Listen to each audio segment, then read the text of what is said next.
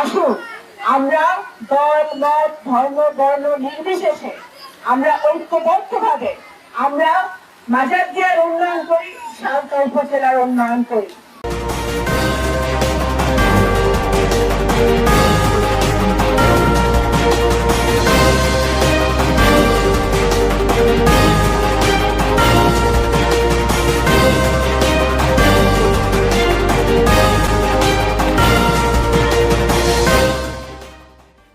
আল্লাহ তাআলা যদি একটা সুযোগ দেয় আমাদেরকে, জনগণ যদি ভোট দিতে পারে এবং সেই ভোটে ইনশাআল্লাহ বাংলাদেশ জাতীয়তাবাদী দল যদি নির্বাচিত হতে পারে, তাহলে নগরকান্দা সালতার উন্নয়নের কোনো কমতি থাকবে না। সেই ধারাবাহিকতায় আল্লাহ তাআলা সাক্ষী যে যখন থেকে আমরা এই দায়িত্ব পেয়েছি, বিএনপি সরকার গঠিত হয়েছে, আপনারা সকলে আমার সামনে পিছনে যারা আছেন এবং অত্র এলাকার নগরকান্দা সালতার জনগণ যখন আমাদেরকে ভোট দিয়ে নির্বাচিত করেছে, সংসদ সদস্য বানিয়েছে, এই সংসদ সদস্য হওয়ার পর থেকে এই মহান সংসদে যখন আমি যাওয়া শুরু করেছি, আমার একমাত্র সংকল্প ছিল যে আমার সালতার মানুষ, আমার মাজারদিয়ার মানুষ, আমার নগরকান্দার মানুষকে কিভাবে আমি ভালো রাখতে পারি, সেই লক্ষ্যে আমি কাজ করে যাচ্ছি। আজকে এখানে আমার এই মঞ্চে যারা উপস্থিত আছে সরকারি কর্মকর্তাবৃন্দ সকলেই কিন্তু অত্যন্ত নিষ্ঠার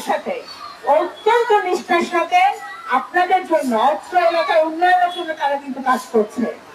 আমি আপনাদেরকে অনুরোধ করবো, এই মাজারদিয়া ইউনিয়নে যারা নেতৃবৃন্দরা আছেন, তারা সরকারি কর্মকর্তারা যারা আছেন বিভিন্ন সংস্থায়, তাদেরকে আপনারা সহযোগিতা করবেন এবং এই উন্নয়ন কর্মকাণ্ড করতে গিয়ে যেন সরকারের 2 টাকা নষ্ট না হয়, কোন জায়গায় কোন অসাধু চক্র দুর্নীতি করার সুযোগ না পায়, সেইটাও কিন্তু আপনাদের পুঙ্খানুপুঙ্খভাবে দেখতে হবে।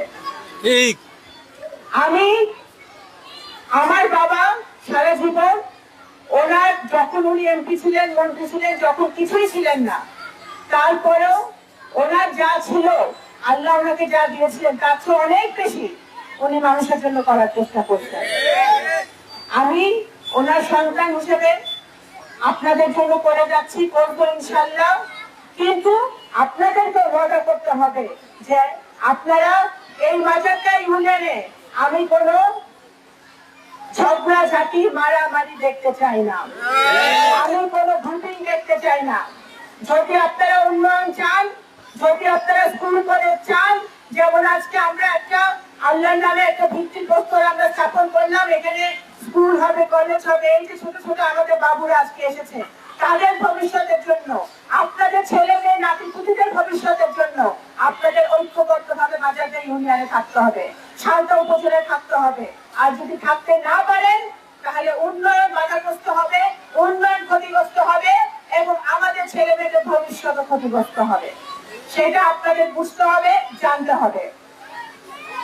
এই বিগত সরকারের আমলে মাজারদিয়া ইউনিয়নে এখানে আমাদের সভাপতি বক্তৃতা রেখেছে, সাহিত্য চেয়ারম্যান বক্তৃতা রেখেছে এবং আমার সামনে এই সালতা উপজেলায় যারা রাজনীতি করে সবাই এখানে উপস্থিত আছে। আর এই বিগত সরকারের সময় কি উন্নয়ন হয়েছে, কয়টা রাস্তাঘাট হয়েছে, কয়টা স্কুল কলেজ হয়েছে, সেটা আমার চেয়ে আপনারা অনেক ভালো জানেন। আজকে আমি কারো বিরুদ্ধে কোনো কথা বলতে চাই না, কিন্তু আসুন আমরা দল মত ধর্ম বর্ণ নির্বিশেষে আমরা ঐক্যবদ্ধভাবে আমরা মাজারদিয়ার উন্নয়ন করি, সালতা উপজেলার উন্নয়ন করি।